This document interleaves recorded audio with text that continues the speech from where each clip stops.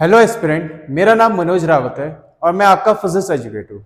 और आज हम इलेक्ट्रोस्टैटिक का लेक्चर 6 लेके आए हैं और आज हम बात करने वाले हैं गॉस लॉ और उसके एप्लीकेशन की।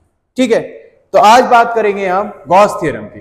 ठीक है, लेकिन उससे पहले हमें पता होना चाहिए कि एरिया वेक्टर क्या होता है।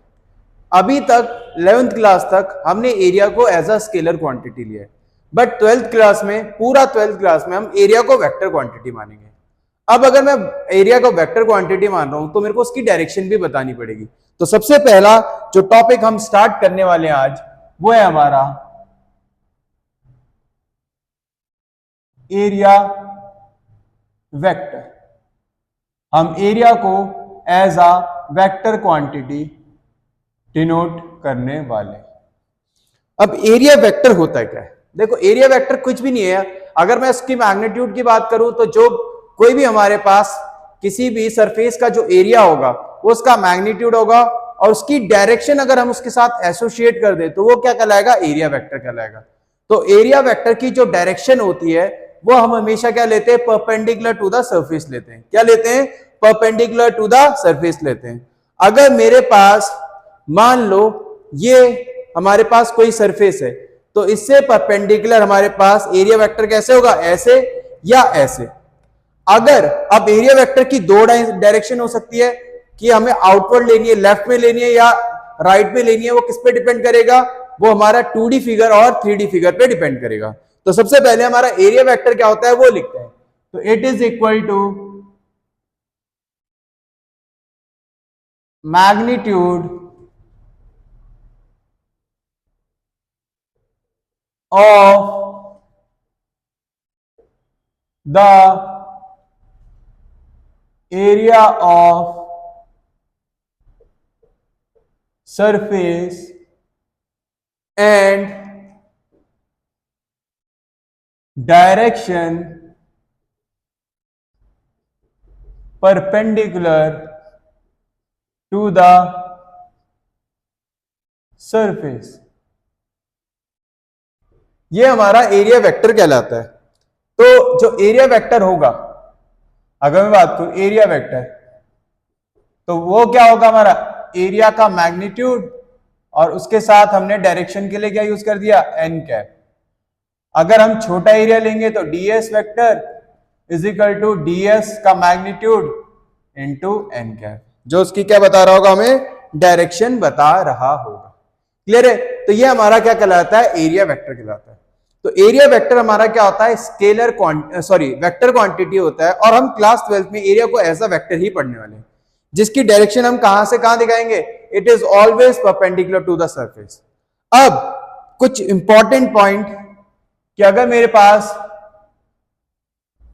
2D फिगर है, फॉर 2D फिगर एरिया जो वेक्टर की डायरेक्शन है,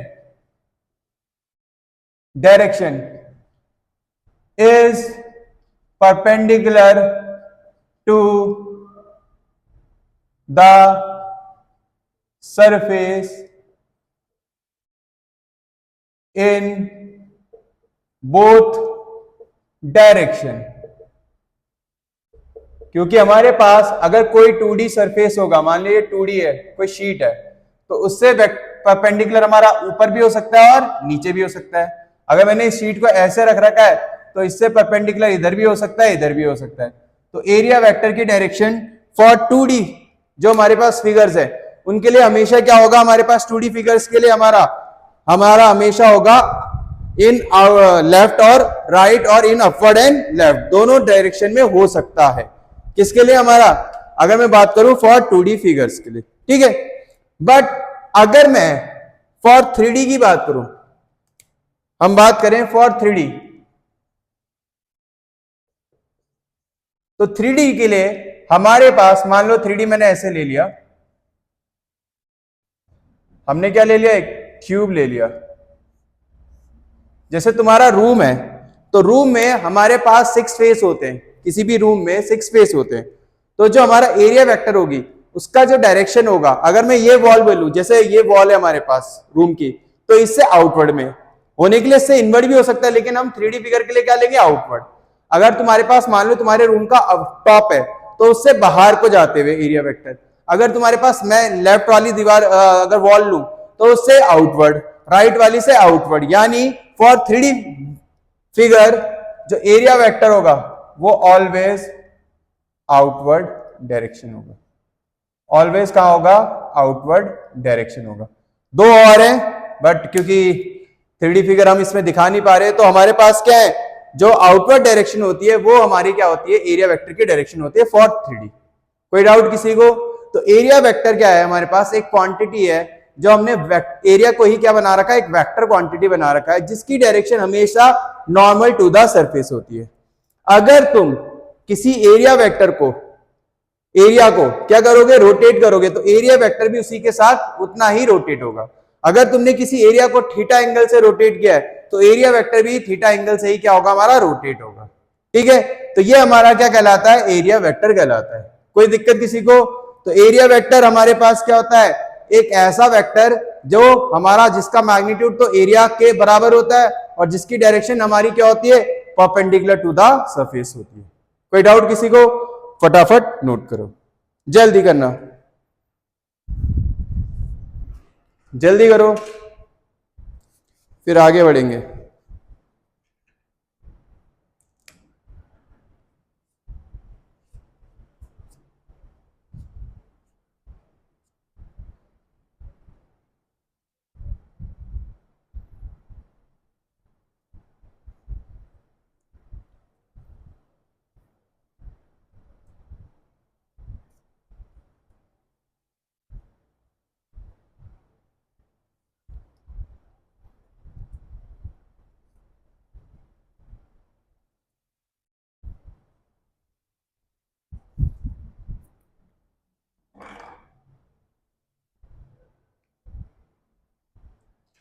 फटाफट नोट करो।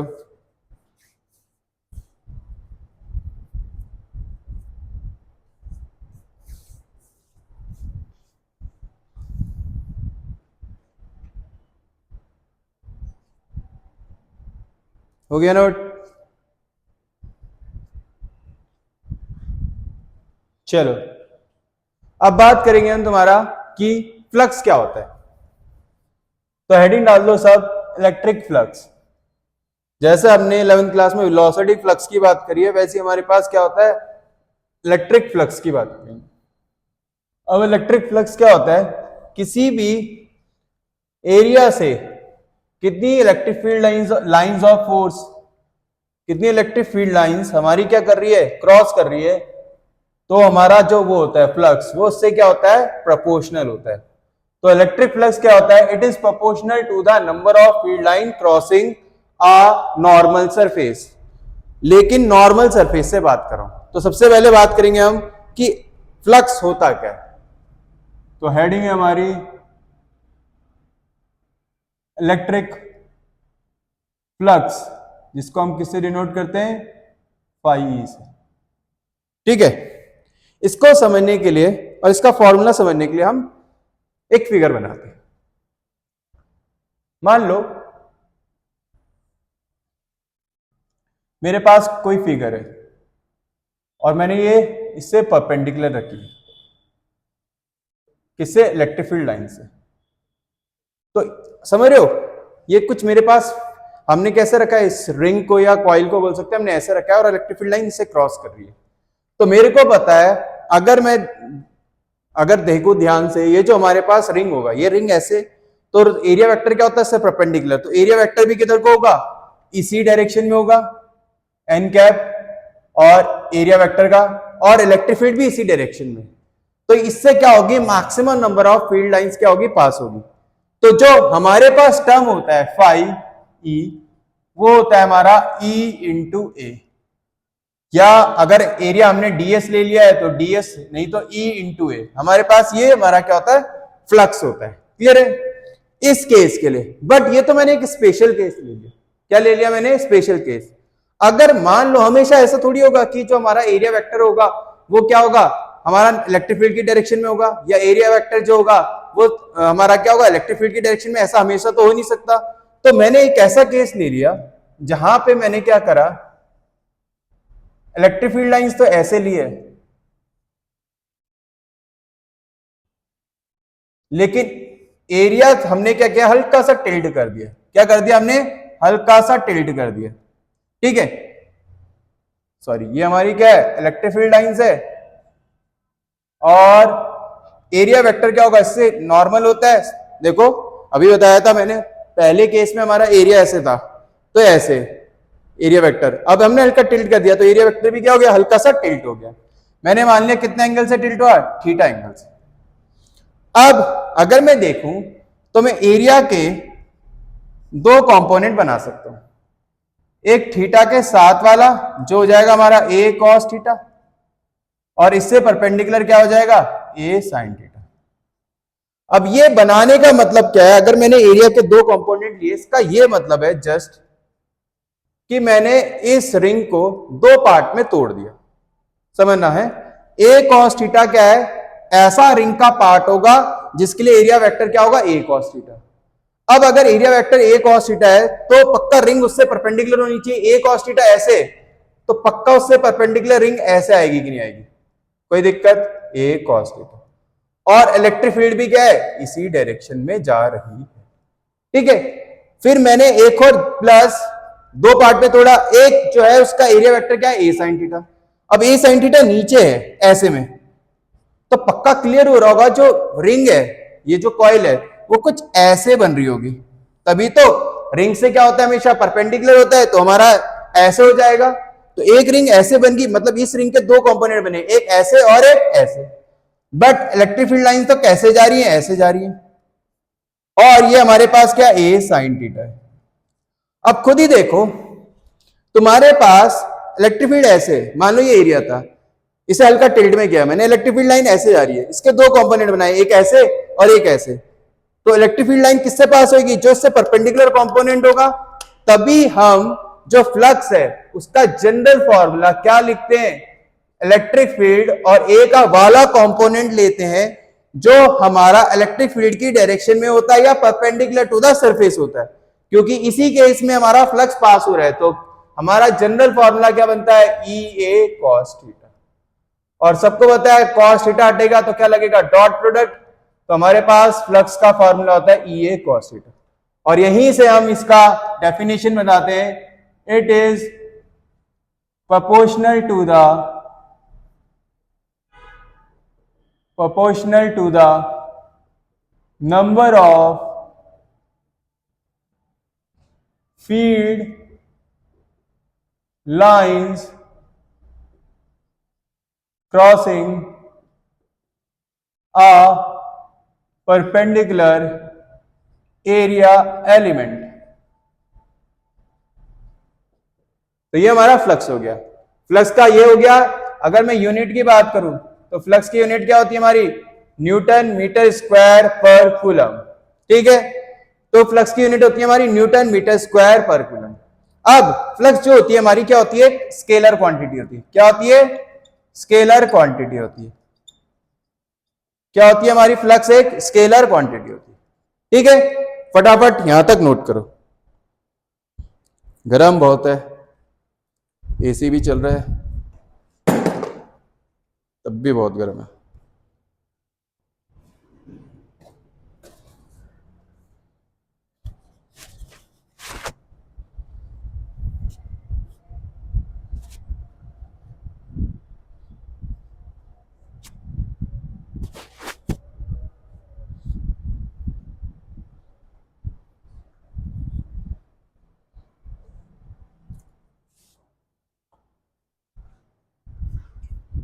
फटाफट नोट करना।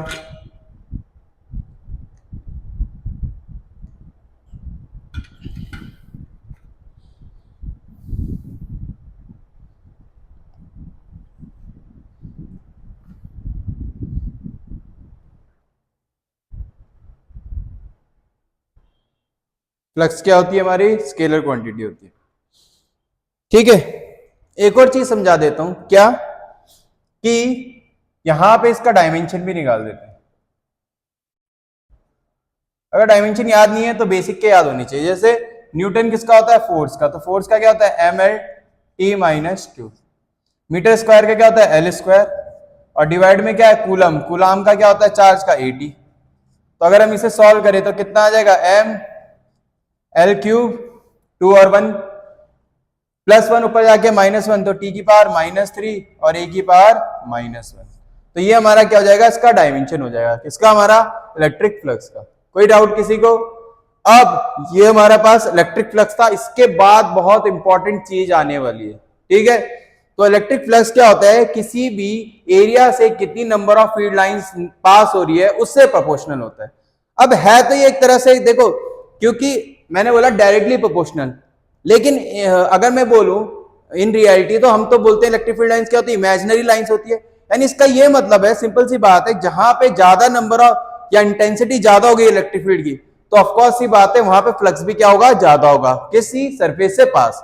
अब हमेशा सरफेस का एरिया का हमें क्या लेना होता है, परपेंडिकुलर कंपोनेंट या a cos थीटा वाला कंपोनेंट। क्यों लेना होता है, क्योंकि अभी मैंने समझाया कि जो फ्लक्स होता है वो हमेशा, अगर एरिया ऐसे है, मान लो हमारे पास कोई एरिया ऐसे है और इलेक्ट्रिक फील्ड लाइंस ऐसे आ रही है तो क्रॉस नहीं करेगा, लेकिन एरिया वेक्टर जैसे ही ऐसे हो जाएगा, इससे क्या होगी, maximum number of field lines क्या होगी, क्रॉस होगी। तो हमेशा एरिया वेक्टर क्या होता है, हमेशा in the direction of electric field होता है, या एरिया हमेशा इलेक्ट्रिक फील्ड से क्या होना चाहिए, नॉर्मल होना चाहिए, जब हम क्या कैलकुलेट कर रहे होते हैं, इलेक्ट्रिक फ्लक्स कैलकुलेट कर रहे होते हैं, ठीक है। और ये एक हमारी क्या होती है, स्केलर क्वांटिटी होती है। क्या होती है, स्केलर क्वांटिटी होती है।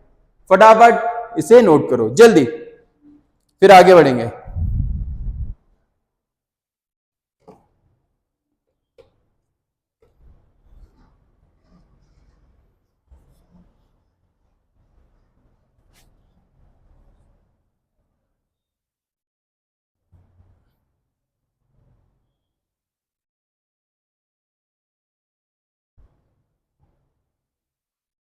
हेडिंग डाल दो नेक्स्ट,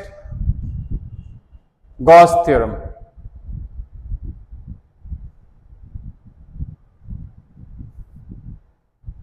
क्वेश्चन एक साथ करेंगे,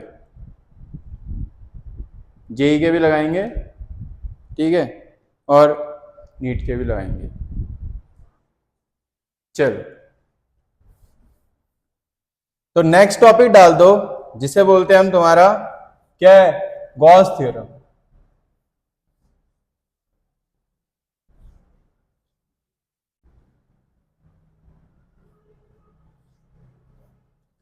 अच्छा, एक और चीज, ये तो हमने इलेक्ट्रिक फील्ड जब यूनिफॉर्म थी तो फ्लक्स का फॉर्मूला E डॉट ए लिखाया। अगर सबको पता है, अगर जो हमारी इलेक्ट्रिक फील्ड है नॉन यूनिफॉर्म है, उसके लिए भी लिख देते पहले। अगर हमारे पास ये तो इलेक्ट्रिक फील्ड जब यूनिफॉर्म थी तो E डॉट ए लिख दिया। अगर मेरे पास इलेक्ट्रिक फील्ड नॉन यूनिफॉर्म है, क्या है हमारे पास, नॉन यूनिफॉर्म है, तो हमारे पास फ्लक्स का क्या फॉर्मूला आने वाला है वो भी लिख देते हैं। वैसे हमें पता है नॉन यूनिफॉर्म में हम हमेशा किसका यूज करते हैं, किसका, हमेशा इंटीग्रेशन का।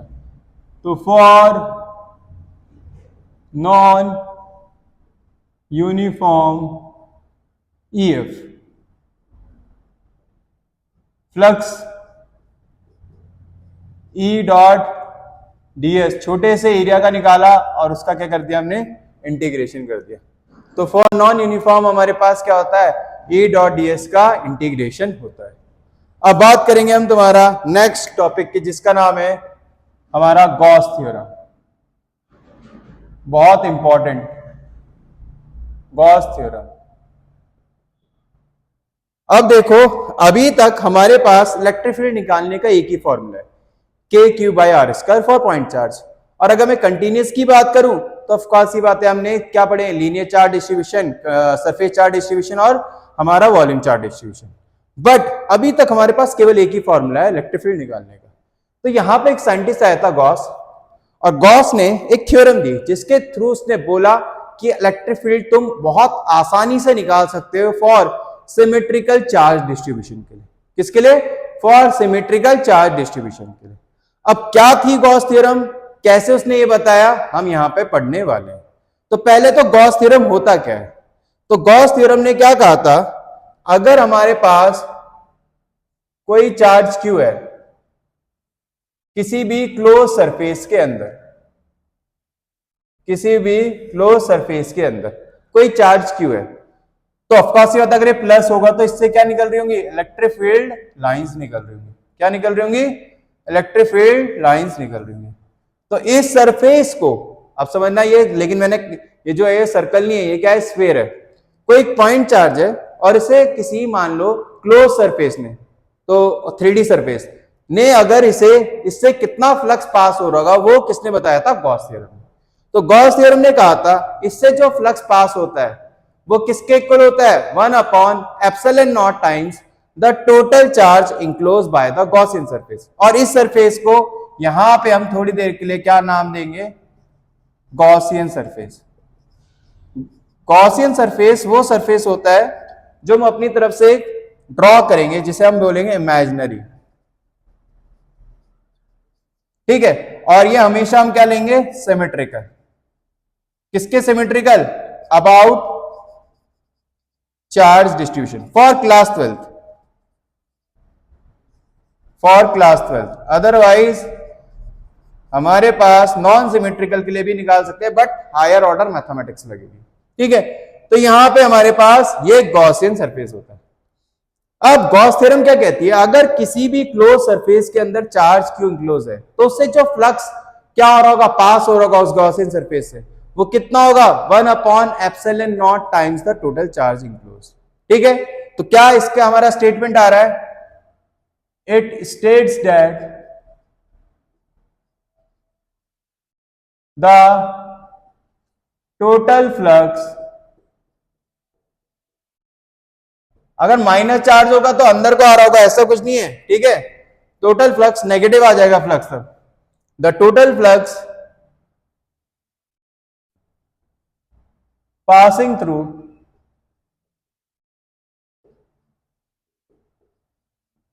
या इमेनिटिंग भी बोल सकते हैं, थ्रू अ क्लोज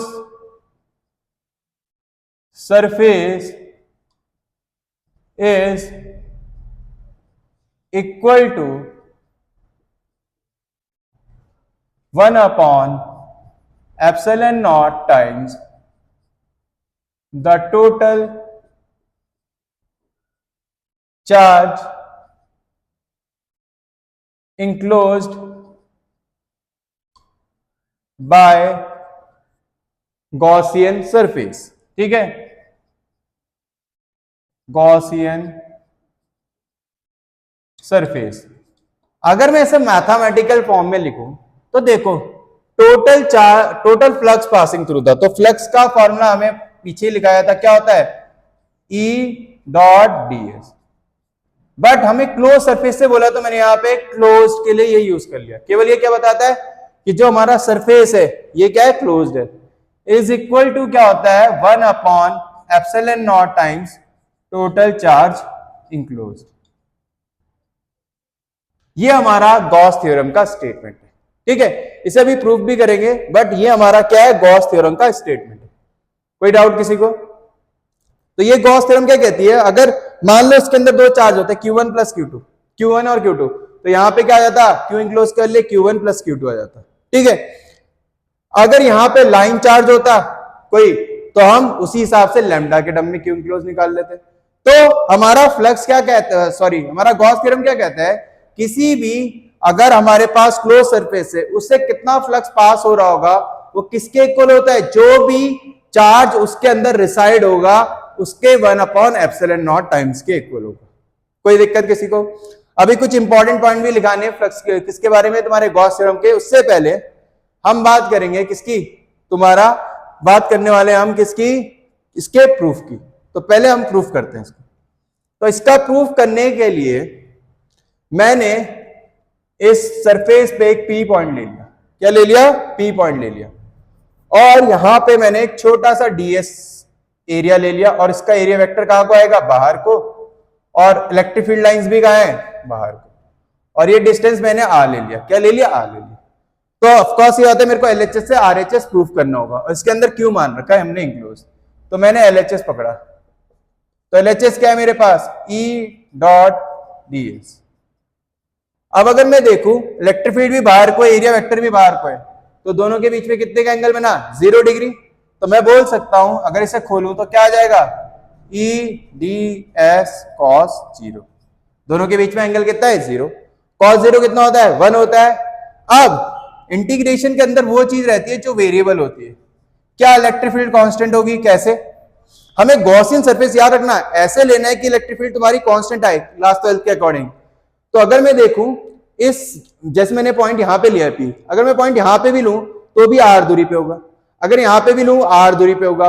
अगर कोई 4 से R दूरी पे कोई पॉइंट होता है तो वहां पे इलेक्ट्रिक फील्ड क्या आती है? कांस्टेंट आती है। सबको होता है क्योंकि इलेक्ट्रिक फील्ड का फॉर्मूला ही क्या होता है? K/r²। एक चार्ज पे डिपेंड करता है, डिस्टेंस पे डिपेंड करता है।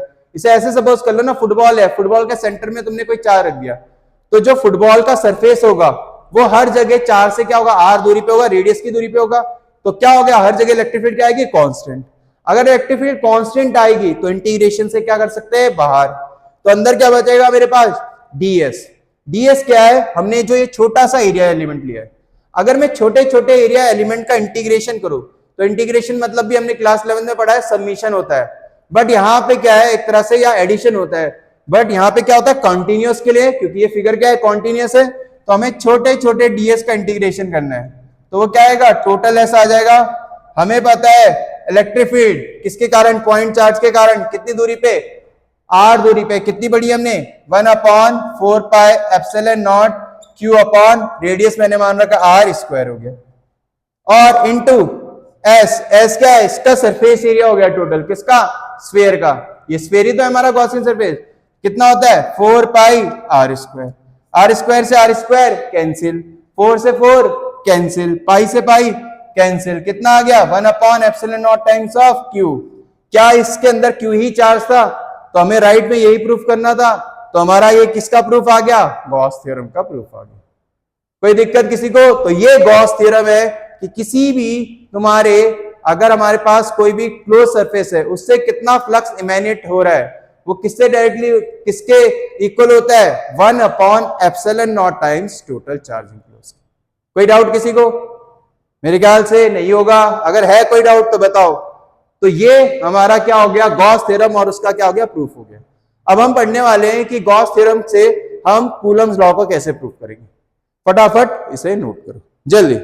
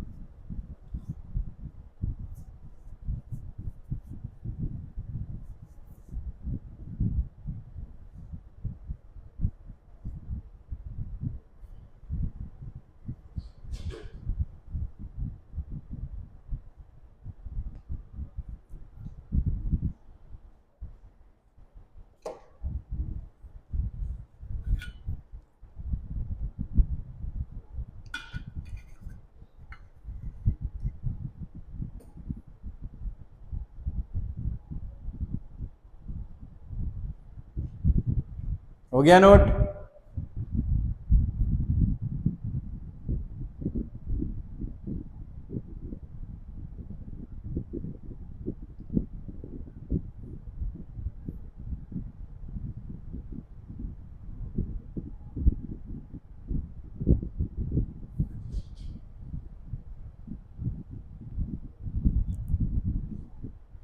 चलो नेक्स्ट टॉपिक करेंगे। ये हमारा गॉस थ्योरम हुआ, ठीक है। अब बात करेंगे हम, हेडिंग डाल लो,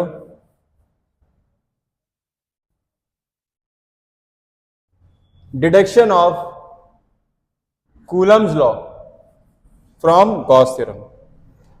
deduction of Coulomb's law from Gauss theorem. Deduction of Coulomb's law from Gauss theorem. Gauss theorem से हम कूलम्स लॉ को डिडक्ट करने वाले हैं। तो नेक्स्ट हेडिंग है हमारा deduction of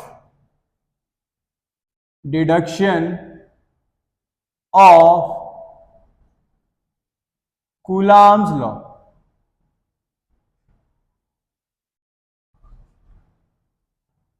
from Gauss theorem. और एक और चीज, क्लास 12th में जो पहले से पढ़ेगा वही बोर्ड में भी अच्छा करेगा, वही जेई में भी करेगा। जिसने 11th अच्छी करी होगी, पहली बात अगर किसी ने 11th अच्छे से नहीं पढ़ी है तो जेई और नीट के लिए उसे ड्रॉप लेना पड़ेगा। बट अगर किसी ने 11th अच्छे से की है और 12th भी अच्छे से स्टार्टिंग से करेगा तो मे भी वो उसे ड्रॉप की जरूरत ना पड़े। ठीक है, तो याद रखना क्लास 12th में जैसे हमारे को वन शॉट आखिरी में पढ़ते हैं वो किसी काम के नहीं होते। ठीक है, तो अगर जिसने पहले से पढ़ा है तब तो ठीक है, वन शॉट उसे देखे ना देखे तो भी चलेगा। बट अगर तुमने पहले से नहीं पढ़ा है और तुम केवल वन शॉट देख रहे हो, उसका कोई फायदा नहीं है। ठीक है, इसलिए पहले से पढ़ना जरूरी है। तो deduction of Gauss law from Gauss theorem की बात करेंगे, कूलम्स लॉ सॉरी। तो कूलम्स लॉ को हमने डिड्यूस करने के लिए मैंने क्या मान लिया, फिर से एक पॉइंट चार्ज माना और मैंने इसके लिए गॉसियन सरफेस बनाया। गॉसियन सरफेस हम क्या है, चार्ज से सिमेट्रिकल बनाते हैं, तो पॉइंट चार्ज के लिए मेरे को पता है स्फीयर ही क्या होगा, सिमेट्रिकल फिगर होगा।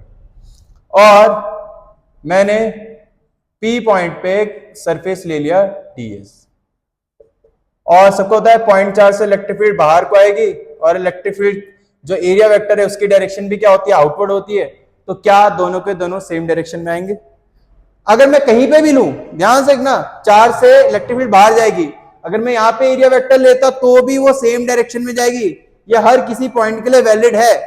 अगर मैं यहाँ पे लूंगा, कोई बोले यहाँ पे लो यहाँ पे ले लिया, इलेक्ट्रिक फील्ड बाहर को जा रही है, क्या एरिया वेक्टर भी बाहर को जा रहा है? तो ऐसा नहीं है कि ये हर पॉइंट के लिए वैलिड है और इलेक्ट्रिक फील्ड हर जगह सेम भी होगी। क्यों? अभी बताया था, सेंटर से किसी भी अगर स्फीयर का मैं सरफेस टच करूं वो इक्वल दूरी पे होगा, तो इलेक्ट्रिक फील्ड भी क्या होगी, कांस्टेंट होगी। तो हमें कूलम्स लॉ को वेरीफाई करना है यूजिंग गॉस थ्योरम। यानी इतना तो फिक्स है, अब मेरे पास गॉस थ्योरम मेरे पास पहले से मौजूद है। तो गॉस थ्योरम क्या कहता है मेरे पास कि E dot ds according to Gauss theorem किसके बराबर होता है, 1/ε0 टाइम्स ऑफ क्यू। मैं क्या करूंगा, गॉस थ्योरम के हेल्प से इस क्यू के कारण P पॉइंट पे इलेक्ट्रिक फील्ड निकाल रहा हूं और वहां पे मैं अपनी तरफ से कंसीडर कर लूंगा एक पॉइंट चार्ज Q0। तो इस इलेक्ट्रिक फील्ड के कारण इस पे क्या लगेगी, फोर्स लगेगी। वही फोर्स क्या होती है, कूलम्स फोर्स। और अगर वो KQ/r² आ गया तो हमने प्रूफ कर दिया, सिंपल सी बात है। तो तुम्हें पता है E डॉट ds साफ साफ दिख रहा है, E और ds के बीच में कितने का एंगल है, 0। तो मैं लिख सकता हूं E ds cos 0। cos 0 कितना होता है, 1, equal to 1/ε times of Q। अब इलेक्ट्रिक फील्ड हर जगह कांस्टेंट है, बाहर आ जाएगी, छोटे छोटे ds equal to 1/ε0 times of Q।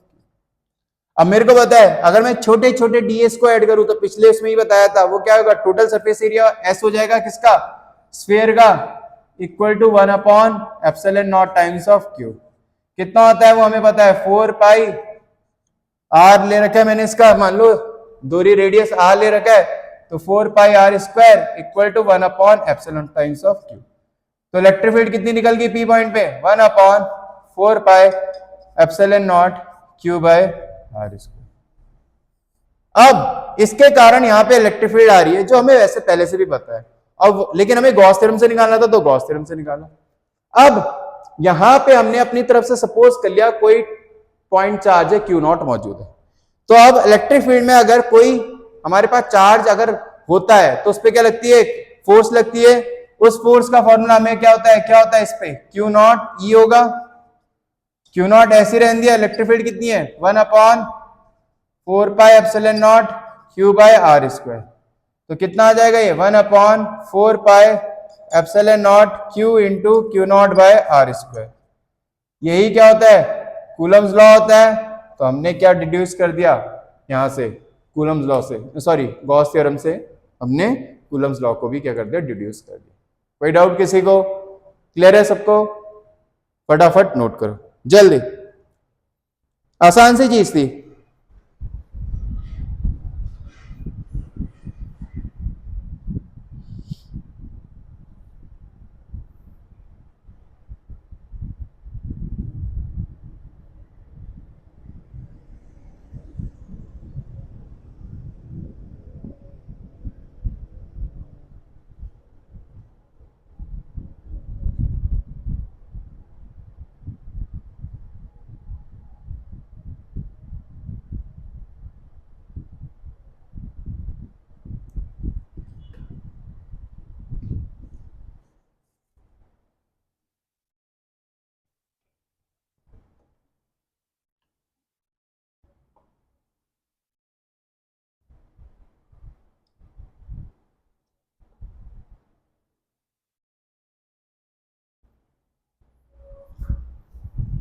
हो गया।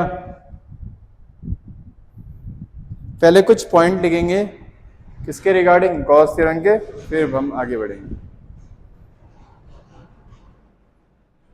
चलो मैं साइड इसलिए हो रहा हूं ताकि तुम नोट कर सको, ठीक है।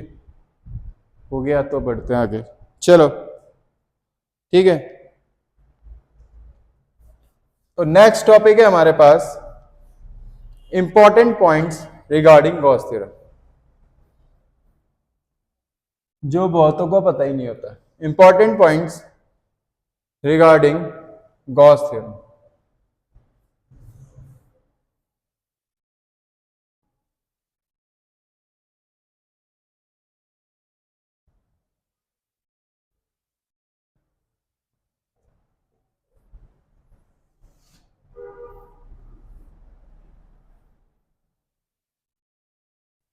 Important points regarding Gauss theorem. Important points regarding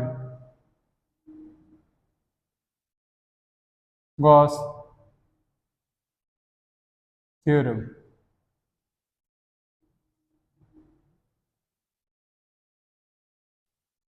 पहला point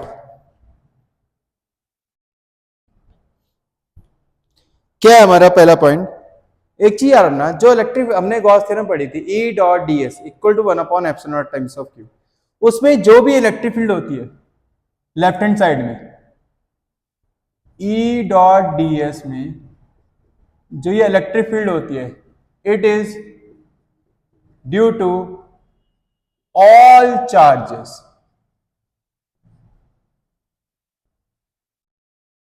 inside or outside Gaussian surface।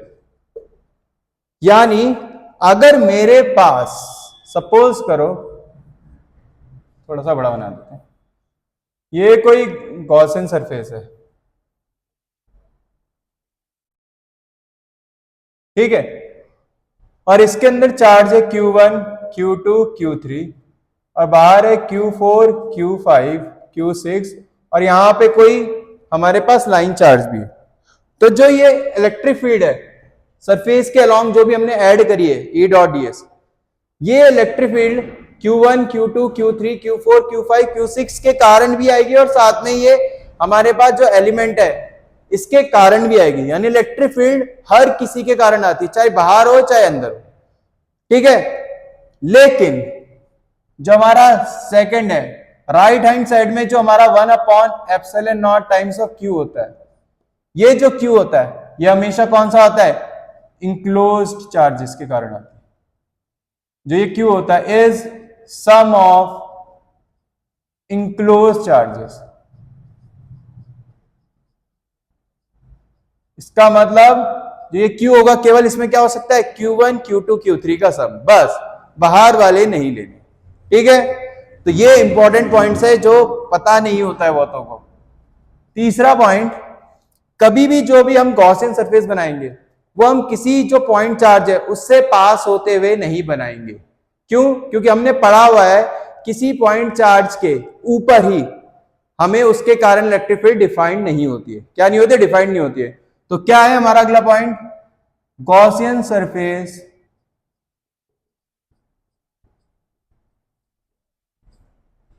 should not pass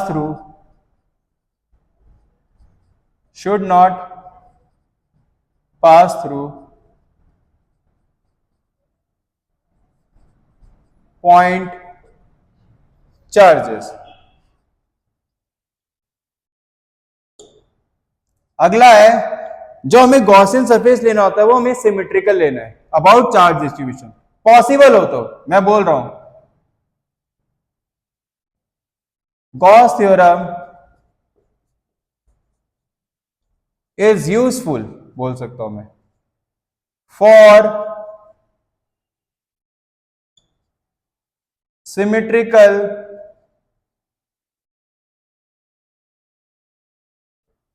charge distribution about Gaussian surface.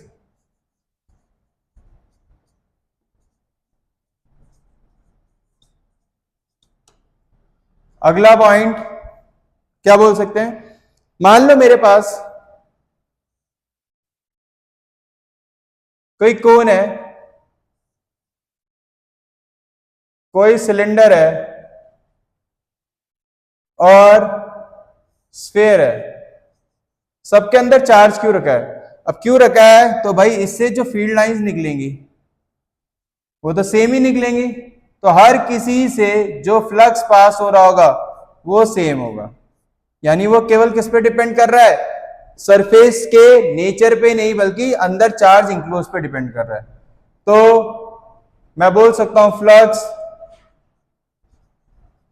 Does not depend upon shape of Gaussian surface. अगला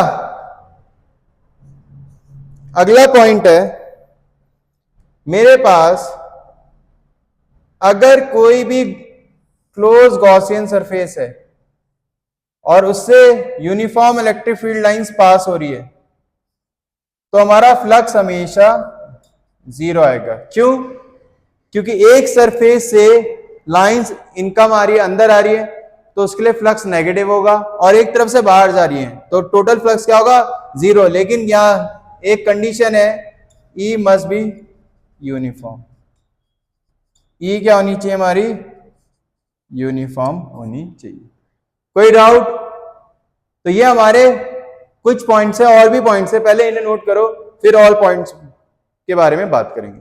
फटाफट note करो जल्दी।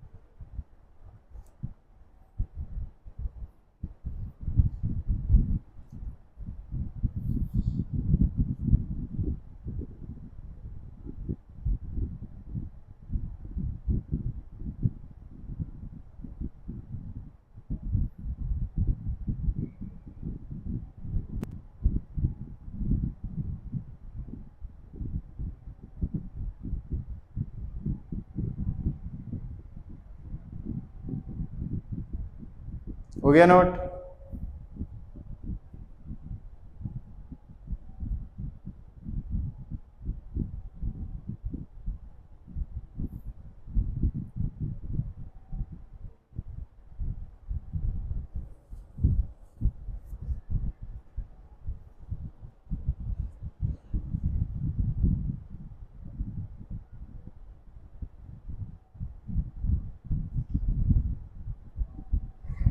चलो जल्दी करो जल्दी, समझा तो मैंने सारे दिए हैं, नोट तुम वीडियो पॉज करके भी कर सकते हो, ठीक है। बढ़िया, आगे चलो। नेक्स्ट हमारे पास जो सेवंथ प्रॉपर्टी है, जो फ्लक्स होता है वो साइज ऑफ गॉसियन सरफेस पे भी डिपेंड नहीं करता। कैसे, प्रूफ करके दिखाते हैं। तो नेक्स्ट पॉइंट डालना, electric flux does not depend upon the size of the Gaussian surface.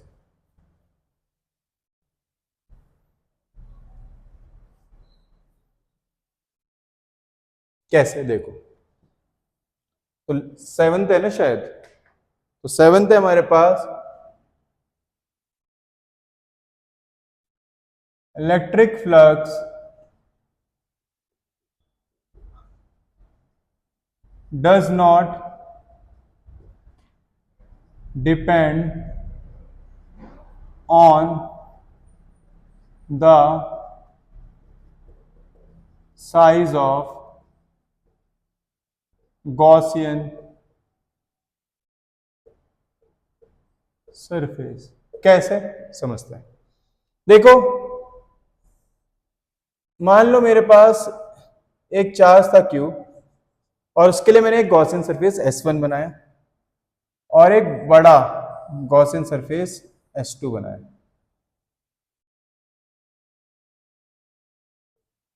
ध्यान से देखो, जो इलेक्ट्रिक फ्लक्स है वो सरफेस पे क्यों नहीं डिपेंड करता, हमारा शेप पे, ये सॉरी साइज पे। देखो, अगर मैंने ये S1 ले लिया तो मान लो अगर इससे 4 लाइंस बाहर निकल रही है तो क्या S2 से भी 4 ही निकलेंगी?